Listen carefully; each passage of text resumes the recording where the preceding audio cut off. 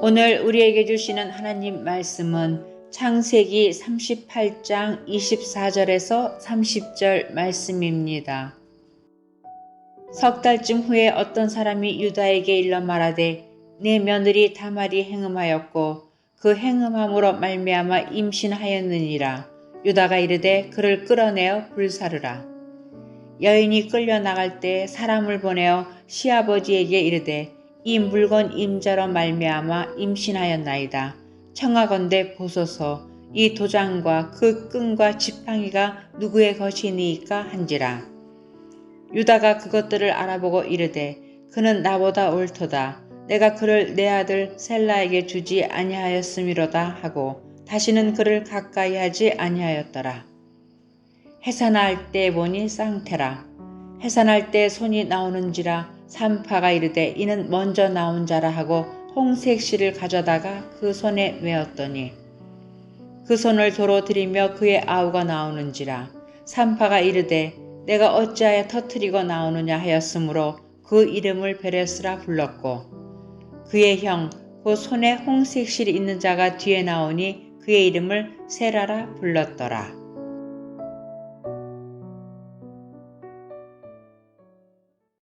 거룩한 주일입니다. 오늘도 주 앞에 나오신 여러분 모두에게 하나님의 은혜와 사랑이 함께 하시기를 예수님의 이름으로 축원합니다. 오늘 본문인 창세기 38장 앞에 있는 37장의 마지막 부분은 야곱의 11번째 아들인 요셉이 형들의 미움을 받아 애굽의 종으로 팔리는 내용이 들어있습니다.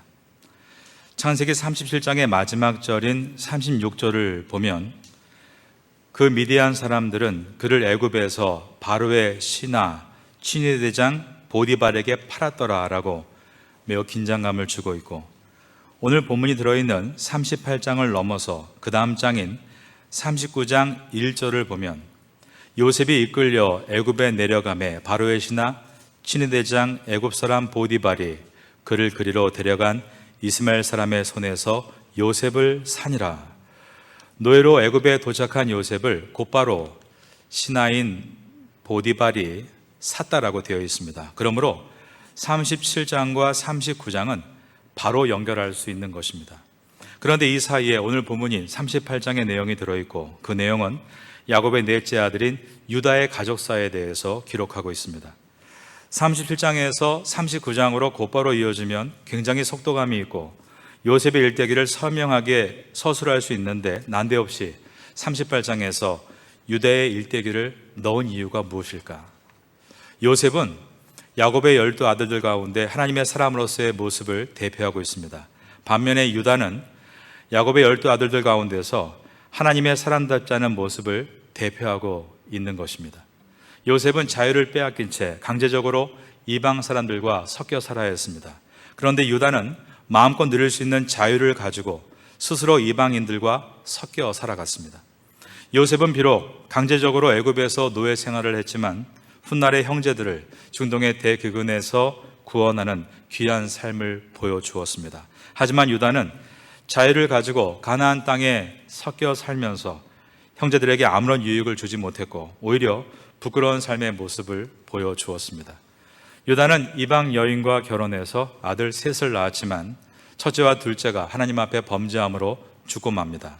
이 장면은 바로 앞에 있었던 야곱의 아들들이 세겜 땅에서 세겜의 남자들을 모두 죽였던 악을 떠올리게 만듭니다. 그때 야곱은 하나님께 회개하며 우리 모두 일어나 베델로 올라가자라고 했습니다. 베델은 벳이 집이란 히브리어이고 엘이 하나님이란 뜻입니다. 하나님 앞으로 자녀들을 데리고 간 것입니다. 그런데 유다는 큰아들과 둘째 아들이 하나님 보시기에 악을 행하고 죽었을 때 그러한 원인에 대해서 자신과 자신이 잘못 키운 자식들에게 잘못을 찾고 회개한 것이 아니라 며느리에게 책임을 돌리고 며느리를 힘들게 하고 과부로 수절하라라고 하고 친정집으로 내쫓았습니다. 바로 그 며느리 이름이 다말입니다. 유다와 유다의 며느리 다말의 이야기가 38장의 주된 내용인 것입니다. 유다는 다말을 친정집으로 쫓아내고 그녀의 삶을 돌봐주지 않았습니다. 유다는 아직 살아있는 셋째 아들인 셀라를 아꼈습니다. 그 당시에는 고대 사회에서 형이 자식을 낳지 못하고 죽으면 동생이 형수와 잠자리를 해서 대가 끊어지지 않게 하는 레버릿 메리지, 수혼제라는 것이 있었습니다. 유다는 셋째 아들 셀라를 나중에 셀라가 성인이 되면 다말에게 주겠다라고 약속해놓고 그 약속을 지키지 않았습니다. 그렇게 되면 다말은 자식도 없이 과부로 경제적으로 큰 어려움을 겪으며 살아가야 하는 것입니다. 유다가 다말과의 약속을 어기고 찾지 않자 반대로 다말이 유다를 찾아 나섭니다. 유다가 지나는 길목에 앉아서 예쁘게 옷을 차려입고 얼굴을 가리고 만났습니다. 그리고 다말은 자신이 며느리인 것을 말하지 않았습니다.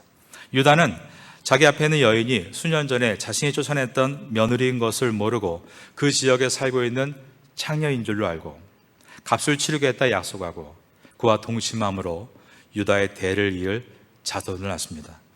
다말이 유다를 속인 것입니다. 다말이 유다를 속인 장면은 앞에 있는 37장의 내용과 연결됩니다. 37장에서 유다와 다른 형제들은 동생 요셉을 애굽으로 가는 상인에게 은 20이란 값을 주고 팔아버렸습니다. 그래놓고는 요셉의 채색 옷을 갈기갈기 찢고 염소피를 발라서 아버지에게 보여주며 요셉이 사나운 들짐승에게 물려 죽은 것처럼 아버지를 속였습니다. 그런데 38장에서 유다가 다말에게 나와 동침하면 염소를 주겠다 약속합니다. 다말은 당신에게 내가 염소를 받을 줄 어떻게 압니까? 담보물을 요구합니다. 유다는 다말에게 담보물을 줍니다. 자기의 며느리인 것을 모르고 속아서 자기의 중요한 도장과 옷을 묶는 끈과 지팡이를 담보물로 주었던 것입니다. 이처럼 37장과 38장은 속임이라는 주제로 서로 물려 있습니다. 37장에서 유다가 아버지 야곱을 속였고 38장에서는 다말이 시아버지 유다를 속인 것입니다. 그런데 이어지는 39장도 같은 주제로 물려 있습니다. 39장은 누가 누구를 속입니까? 보디발의 아내가 보디발을 속입니다. 속임수라는 주제가 37장과 38장 그리고 39장에 연결되어 관통하고 있는 것입니다. 그리고 속임의 도구로 한결같이 옷이 등장하고 있습니다. 유다와 형제들이 야곱을 속일 때는 요셉의 찢어지고 피 묻은 채색 옷을 보여주며 속였습니다. 다말은 예쁜 옷을 입고 유다를 유혹하고 나서 다시 과부의 옷으로 갈아입음으로 그 지역에서 유다가 자기를 찾지 못하도록 속였습니다. 보디발의 아내는 요셉을 유혹하려고 했지만 요셉이 한사코 거절하자 요셉의 옷을 낚아챘고 요셉이 자기를 겁탈하려 했다며 그 증거로 요셉의 옷을 보여주며 남편을 속였습니다. 모두 속임에 대한 이야기가 들어있고 그 속임의 도구로 옷이 사용되었습니다. 또 한 가지 봐야 될 것은 유다가 다말을 통해서 낳은 자식이 쌍둥이였는데 첫째 아들인 셀라를 통해서 훗날 다윗이 태어난 것이 아니라 둘째 아들인 베레스를 통해서 다윗의 혈통이 이어졌다는 사실입니다. 이것은 창세기가 일괄적으로 보여주는 내용으로서 형이 아닌 아우가 장자로 택함받은 이야기입니다. 형 가인이 아니라 동생 아벨이 하나님께 택함을 받았고 형 에서가 아니라 동생 야곱이 장자로 택함을 받았습니다. 다윗 역시 형제 가운데 8번째인 막내였습니다. 결국 누가 장자가 되느냐는 물리적인 나이 순이 아니라 하나님의 섭리에 있다는 것을 창세기는 일괄적으로 보여주고 있는 것입니다. 오늘 본문 가운데 아래에 있는 창세기 38장 27절부터 끝절인 30절까지 보겠습니다. 해산할 때에 보니 쌍태라 해산할 때에 손이 나오는지라 산파가 이르되 이는 먼저 나온 자라 하고 홍색 실을 가져다가 그 손에 메었더니 그의 형 곧 손에 홍색 실 있는 자가 뒤에 나오니 그의 이름을 세라라 불렀더라. 형 세라 대신에 동생 베레스를 통해 다윗의 혈통이 이어진 것입니다. 이 내용이 창세기 37장에서 시작된 요셉의 생애 가운데 들어간 이유가 무엇인가? 요셉이 형들로부터 미움을 받았던 결정적인 이유는 요셉의 꿈 때문이었습니다. 이 꿈의 내용은 마치 자신이 장자가 될 것이라는 것을 암시했기 때문입니다. 형들의 11곡식 단들이 요셉의 단들에게 절하고 그리고 하늘의 해와 달과 11별들이 요셉의 별에게 절한다는 것은 요셉의 꿈 때문에 이제 훗날 요셉이 장자가 될 것이다라는 것을 암시하는 것이었습니다. 그러므로 형들은 요셉을 미워한 것입니다. 그런데 오늘 본문을 통해 유다가 다말을 통해 낳은 쌍둥이 두 아들 가운데 첫째인 세라가 장자가 된 것이 아니라 둘째인 베레스가 장자가 되었다는 것은 앞으로 요셉의 꿈이 실현될 것이라는 것을 암시적으로 보여주고 있는 것입니다. 그리고 오늘 본문인 38장에 주는 가장 중요한 가르침은 인간은 결코 스스로 의로워서 구원에 이르는 것이 아니다라는 사실입니다. 유다는 이스라엘의 네 번째 아들로서 유다 지파의 조상이자 유다 지파인 다윗의 조상이고 유다 지파로 오신 예수님의 원조상이 됩니다. 그러나 38장에 나오는 유다의 모습은 너무나 냉혹하고 자기중심적이고 가식적이었습니다. 앞장인 37장에서 야곱은 가족이 죽었을 때 많은 눈물을 흘렸습니다. 그런데 38장에서 유다는 아들 둘이 죽어갈 때도 슬피 울지 않았고 아내가 죽었을 때도 슬피 울지 않았습니다. 그는 감정이 메마른 냉혹한 사람이었습니다. 아들이 죽었을 때 며느리 다말에게는 수절하라라고 명령합니다. 그런데 자기는 아내가 죽자 이방 친구 히라와 함께 딘나라는 곳에 가서 창녀와 밤을 보냅니다. 그는 타인에게는 너무나 엄격하지만 자신에게는 하염없이 관대한 자기중심적인 사람이었습니다. 자기가 동참했던 창녀가 며느리 다말인 줄 모르고 다말이 임신했다는 소식이 알려지자 그 이유를 묻지도 않고 수절하라는 자기 명령을 듣지 않았기 때문에 다말을 무조건 태워 죽이려고 했습니다. 오늘 본문 가운데 38장 24절을 보겠습니다. 석 달쯤 후에 어떤 사람이 유다에게 일러 말하되 내 며느리 다말이 행음하였고 그 행음함으로 말미암아 임신하였느니라. 유다가 이르되 그를 끌어내어 불사르라. 유다는 며느리가 어떻게 임신하게 된 것인지 그 이유를 알아보지도 않고 무조건 며느리를 불살라 죽이라고 명령한 것입니다. 그러나 자기도 창녀에게 가서 못된 행동을 하지 않았습니까?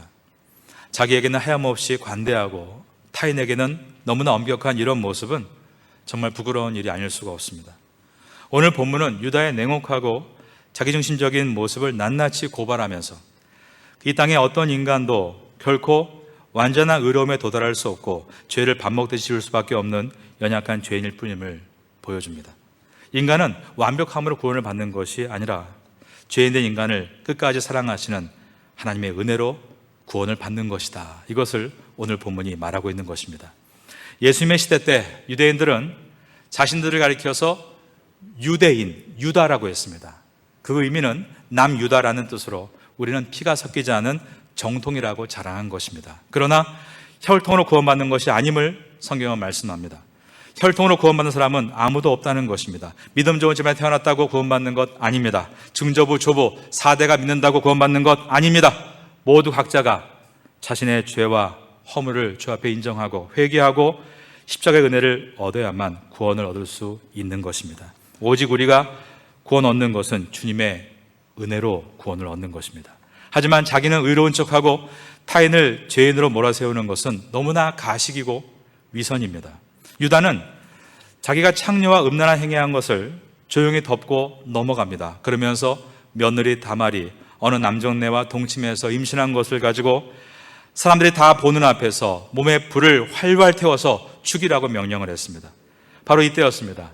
다말이 유다에게 사람을 보내 어떠한 말을 합니다. 그 내용은 자기와 동침한 남정네는 자기에게 담보물을 맡겼다는 것입니다.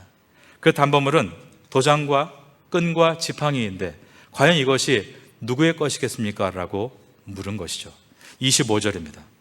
여인이 끌려나갈 때에 사람을 보내어 시아버지에게 이르되 이 물건 임자로 말미암아 임신하였나이다.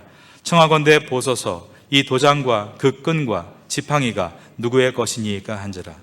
그것은 바로 유다 자신의 것이었습니다. 그 당시에 도장이란 소유가 많은 사람들이 자신의 것을 증명하기 위해 찍는 것으로 남이 흉내낼 수 없도록 정교하게 만들었습니다. 끈은 옷에 붙어있는 것으로서 끈과 옷을 대조하면 누구의 옷인지를 알 수 있었습니다. 지팡이는 목축업을 하는 유목민들이 가지고 있는 필수품으로서 깎아 만든 것이 아니라 원목을 그대로 이용함으로 모양이 다 제각각이고 권위를 상징했으며 지팡이만 봐도 누구의 것인지를 금세 알 수 있었습니다. 이 세 가지의 증거, 도장과 끈과 지팡이는 다말과 동침해서 임신시킨 장본인은 바로 유다임을 분명하게 가리키고 있었던 것입니다. 우린 여기서 이러한 일을 감행한 유다의 며느리 다말에 대해서 생각을 하게 됩니다.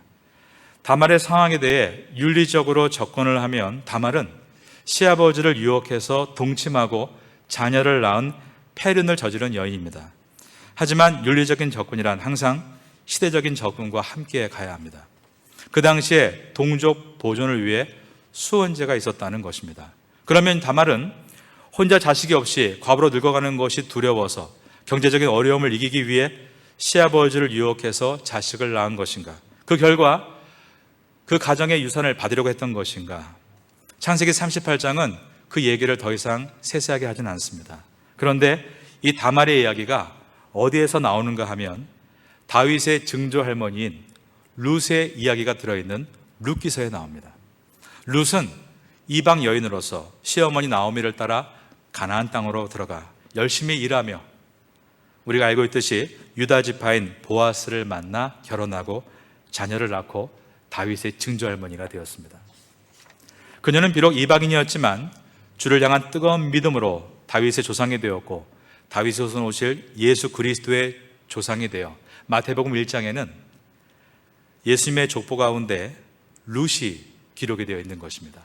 마태복음 1장 5절과 6절에 보면 살못은 라합에게서 보아스를 낳고 보아스는 룻에게서 오벳을 낳고 오벳은 이새를 낳고 이새는 다윗 왕을 낳으니라 라고 되어 있는 것입니다. 그런데 이 룻기서에서 다말도 그러한 믿음의 여인이었음을 기록하고 있습니다. 룻기서의 클라이막스가 마지막 장인 4장입니다. 거기에는 이제 룻에 대한 모든 오해를 풀고 모든 사람이 모여서 즐겁게 룻을 칭송하는 내용이 들어있습니다. 그런데 룻기서 4장 12절에 보면 여호와께서 이 젊은 여자로 말미암아 내게 상속자를 주사 그 다음 절을 따라하겠습니다. 내 집이 다말이 유다에게 낳아준 베레스의 집과 같게 하시기를 원하노라. 이처럼 다말의 행동이 그저 경제적인 어려움을 해결하려고 아들을 낳은 것이 아니라 다말은 오히려 유다의 가족 중에 가장 주님의 약속을 바라보는 여인이었고 세상에서 축복의 통로가 되는 그 장제의 사명을 이어가기 위해서 그는 그러한 일을 했다는 것을 룻기서가 오히려 기록하고 있는 것입니다. 우리는 우리가 겪고 있는 어떤 상황에 대해서 사람들로부터 여러 가지 말을 들을 수 있습니다. 나의 고통에 대해 성숙하게 말하는 사람도 있지만 나의 고통에 대해서 성숙하지 않게 말하는 사람도 있습니다. 그래서 나에게 아픔을 주기도 합니다. 그러나 중요한 것은 내가 가지고 있는 그 뿌리의 근원입니다. 디나와 같은 룻과 같은 그 뿌리의 근원이 주를 향한 믿음으로 갖고 있는 것인가? 사실 그들은 그 당시에 신분만 봐도 사람들의 따갑고 왜곡된 시선을 받아야 되는 삶이었습니다. 그러나 그들은 우직했고 인내했으며 그 결과 그들이 갖고 있던 보이지 않던 믿음의 뿌리는 시간이 지난 다음에 믿음의 열매로 나타날 수가 있었습니다. 뿌리는 땅속에 있으므로 보이지 않습니다. 그러나 뿌리가 정말 살아있다면 그 뿌리는 반드시 열매로 나타나게 되어 있습니다. 룻과 이 디나는 모두 그런 믿음의 뿌리를 갖고 있던 여인이었다는 것입니다. 여러분도 지금 어려움을 당하는 것에 대해서 내가 붙들고 있는 것이 무엇인가를 깊이 생각하시고 내가 붙들고 있는 것이 믿음의 뿌리라고 한다면 잘 인내하십시오. 그러면 디나와 같이 룻과 같이 훗날에는 그 두 사람이 예수님의 계보가 되어 나란히 마태복음에 기록되어 있는 것처럼 여러분의 인생도 마지막에는 아름다운 열매로 나타나게 될 것을 믿습니다. 이 태국 땅에서 반드시 믿음의 열매를 맺는 한 분 한 분 될 수 있기를 예수님의 이름으로 축원합니다. 유다는 자신의 잘못을 인정합니다. 38장 26절을 보겠습니다. 유다는 왜 우리 가정에 이런 일이 있었는가에 대해서 항상 자기와 자기 자식에게서 원인을 찾기보다 며느리에게서 원인을 찾으려고 했던 사람입니다. 며느리에게 수절하라라고 명령했고 친정집으로 쫓아버렸습니다. 그런데 지금 이러한 가정의 비극이 다른 사람 때문이 아니라 바로 자기 때문이라고 인정을 하고 있습니다. 다말의 잘못이 아니라 자신의 잘못 때문에 생긴 비극인 것을 인정한 것입니다. 그는 나보다 옳도다. 내가 그를 내 아들 셀라에게 주지 아니하였음이로다. 유다가 자기 잘못을 인정하고 있는 것은 유다가 성숙하고 있다는 증거입니다. 그리고 이것은 이제 성경을 읽고 있는 우리들에게 희망을 줍니다. 이제 앞으로 요셉의 많은 고생의 이야기를 우리가 볼 텐데 이것은 반드시 희망으로 끝날 것임을 암시하고 있는 것입니다. 그리고 나중에 창세기 44장에 보면 이 유다는 완전히 변화된 모습으로 나타납니다. 이때는 요셉이 애굽의 국무총리가 되어 있었고 요셉의 형제들은 중동의 대기근을 피해서 양식을 구하러 애굽의 도성 안으로 들어온 상태였습니다. 요셉은 형들을 시험하기 위해서 막내인 베냐민의 짐 속에 은과 금을 넣어두고 베냐민이 나의 것을 훔쳤다라고 형들을 속입니다. 그때 베냐민을 구하기 위해 가장 앞선 자가 바로 유다였던 것입니다. 창세기 44장 16절을 여러분께 읽어드립니다. 유다가 말하되 우리가 내 주께 무슨 말을 하오리이까? 무슨 설명을 하오리이까? 우리가 어떻게 우리의 정직함을 나타내리이까? 하나님의 종들이 죄악을 찾아내셨으니 우리와 이 잔이 발견된 자가 다 내 주의 노예가 되겠나이다. 유다는 과거에 무정하고 냉혹하고 자기중심적인 사람이었습니다. 하지만 이제는 막내인 베냐민이 사로잡히면 부모의 마음이 어떨까 부모를 헤아리는 사람이 되었고 형제의 고통에 동감하는 사람이 되었으며 자기중심이 아닌 타인을 위한 희생적인 모습으로 변해 있었던 것입니다. 유다는 성숙해 있었습니다. 그래서 오늘 제목이 성숙함은 자기의 잘못을 인정하는 용기라고 적어보았습니다. 오늘 본문에서 그는 말합니다.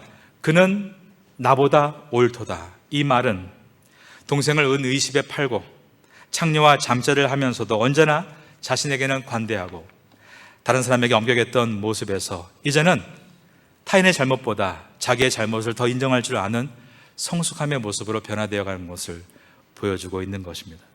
이 성숙함이 생길 때 가정에 희망이 있습니다. 직장에도 희망이 있습니다. 교회에도 희망이 있습니다. 가정의 비극은 성숙하지 못한 부모 때문입니다. 직장의 비극은 성숙하지 못한 상사 때문입니다. 교회의 비극은 성숙하지 못한 목회자와 중직들 때문입니다. 원망을 가지면 관계를 미궁으로 빠뜨리지만 회개하고 자기의 잘못을 인정하면 회복으로 이끌 수 있기 때문입니다. 오늘 본문을 지나면서 나의 눈이 열려서 나의 허물을 볼 수 있게 해달라고 기도하시고 그 가운데 주님의 거룩함을 닮아가는 성도가 될 수 있기를 마지막으로 예수님의 이름으로 축원합니다.